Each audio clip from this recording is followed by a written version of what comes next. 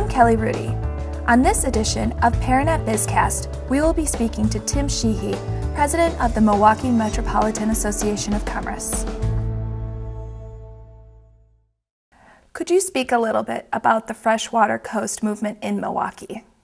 One of the natural assets we have is our location in the Midwest and particularly on the Great Lakes. And we have an abundance of fresh water. That is an asset to food processors. It's an asset to a lot of manufacturers. Cities like Atlanta, cities in the Southwest that don't have access to a lot of fresh water means that if that's important to your manufacturing process, you're not likely going to locate there. And if you are, it's a high-cost resource that may or may not be available. So our ability to market Milwaukee as a water hub to companies and industries that utilize water is both beneficial because we have the asset, and two, it's a relatively low-cost asset. So I think it's a great part of our, it's a great arrow in our quiver to have as we go out and work to attract companies to the region. How expensive do you think that's going to be to the city, though? Is it worth it? Is it a win-win? Yeah, I think definitely it's a win-win. We have an infrastructure here right now to handle wastewater and a water system that has far more capacity than it has users. So we have, in a sense, a fixed cost in this community, and if we can add more users to that system, it doesn't cost us, it only costs us incrementally. And it benefits, quite frankly, all the other users that are here by having a broader base to spread those fixed costs over. So I think it is, in the true sense, a win-win for the community. One of the things I want to go back to, you were talking things that can help manufacturers like Wisconsin better and come to Wisconsin would be the educational systems. Mm-hmm. Can you offer maybe some specific things that Wisconsin is doing and what you think they could be doing better, for that matter, in the educational systems? Sure. If you look at the educational system in Wisconsin, or quite frankly any other state, you need to look at it in the perspective of a talent pipeline, from early childhood all the way through 4-year or a postgraduate engineering degree.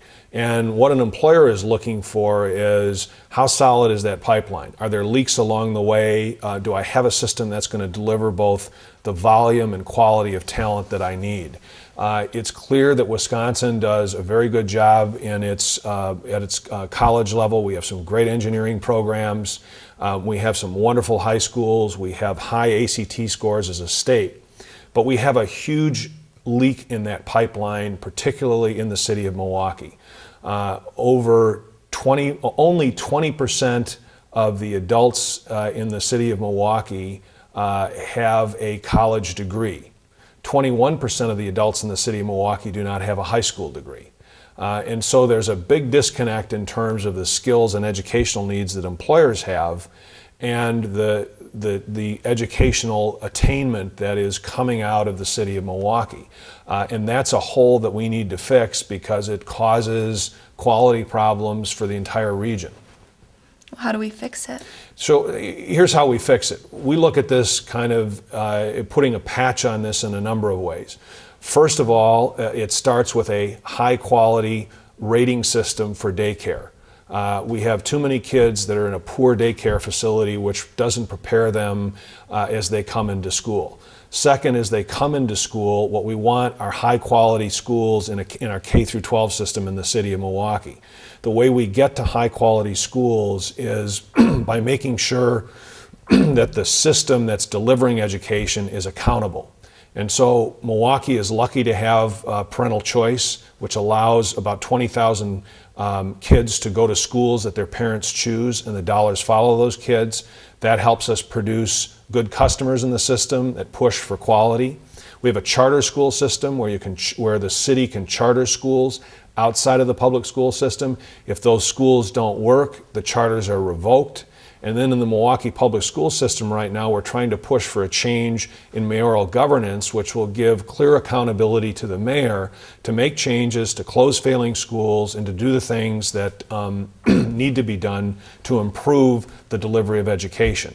That's part of the problem. This is a very complex problem, and quite frankly, until we get more parents in the city of Milwaukee taking a bigger interest in how their kids are educated, it's going to be a long run. Now, we're not alone as an urban environment to having this problem, but I think that's probably the best competitive advantage we could give to employers here, is to fix this system, to improve the number of kids that have a good education when they come out. That's the number one thing that would make us more competitive in a global economy.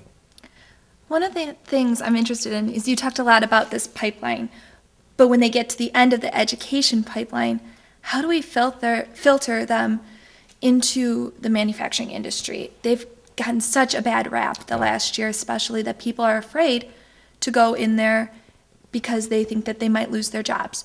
Or I know that a lot of people coming out of school don't always see manufacturing jobs as the luxury jobs, as the cool jobs, for lack of a better word. So what could we do to make these manufacturing jobs more appeal? What could we do to get them in touch with the really interesting and fantastic things that have to do with the industry? I think, like most things, it comes with exposure. And if people aren't exposed to things, they either don't know about them or they have a misperception along the lines that you laid out of it's dirty, it's hard, there's no future in it. And I think that if we can expose kids at an early age to manufacturing facilities, if we can provide internships, if we can focus on Project Lead the Way and other things that bring people into a manufacturing facility. And what is Project Lead the Way? Project Lead the Way is a way of bringing people into math, science, technology, and engineering and exposing them to the opportunities there, particularly people that, women, minorities, others that are non-traditional entrants into fields of manufacturing and engineering. And if we can do that, then I think people will see the opportunities that are there. This economy hasn't helped, as you've pointed out, in terms of how people see the opportunities. But again, if you did a broad survey of manufacturers, I think you find most of them on their plant floor are going to see 20 to 40% of their workforce retiring over the next decade, and that creates a huge opportunity for jobs. And these are really good paying jobs. Machinists, welders can make between $60,000 and $90,000 a year plus benefits, overtime on top of that. And those are great opportunities, and people need to see that as such, or we're going to lose the farm system that Milwaukee has been so good at providing to manufacturers.